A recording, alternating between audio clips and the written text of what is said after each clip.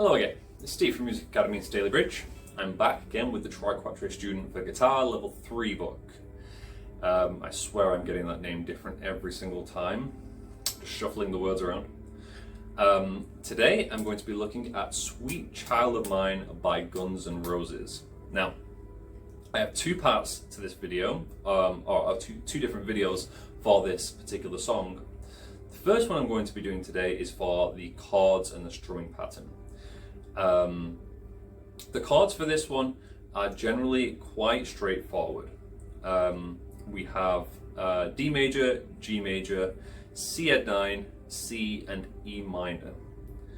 Now, however you feel about those chords is dependent on how much time you have put in with those chords, how much experience you have with them.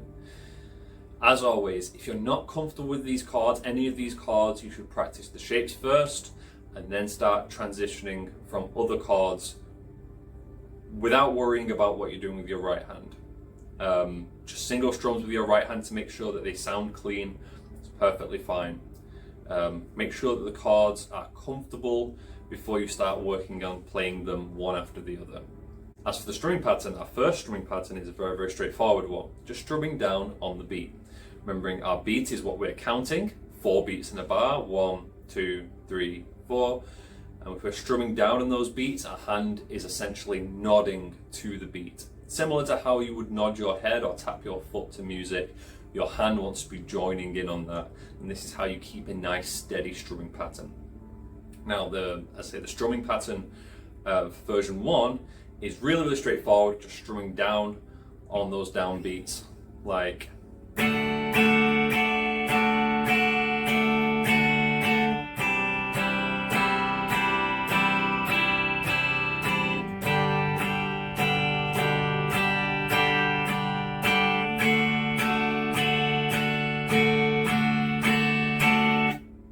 just like that. Very, very straightforward once you have the chords comfortable. Now, the second strumming pattern, however, is a little more complicated. Again, it's a very, very common one. This is one that you want to be comfortable with because it is so applicable to so many songs. We are still strumming down on the counts. However, we are also strumming up on some ands. So between some of those counts, we're actually going to miss out count 3. We're not going to strum down on it. We're going to move down but not strum down. You'll see what I mean. So the strumming pattern goes 1, 2 and 3 and 4 and. So you notice that after 2 I said and. Now you may have heard me whisper 3 before I did the and following it. Let me show you how this looks. So 1, 2 and 4 and. You notice I moved my hand down on 3. I didn't strike the strings though. This is what we want to be going for here. A down, down, up, up, down, up. Noting that I can't play it up unless my hand is down. So we do this for every single chord. We'll play the intro here. So it's going to be D, C add 9, G, and back to D. I'll play it with this strumming pattern here. So.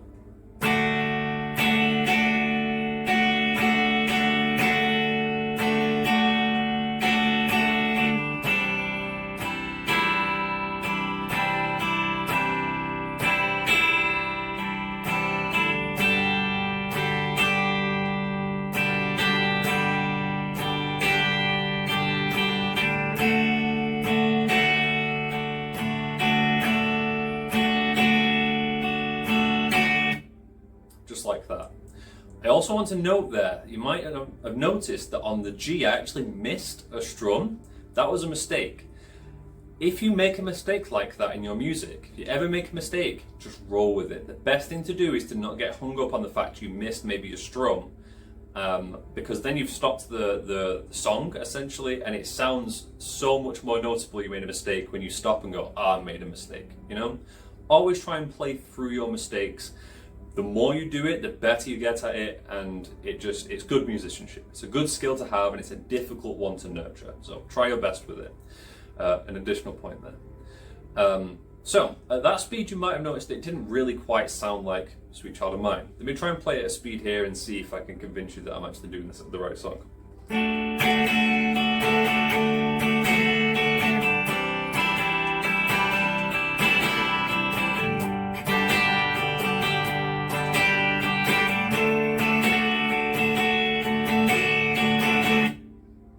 There it is. Again, for some reason there I decided to do a slightly different strumming pattern at some point, so I was just feeling it. Just what it is.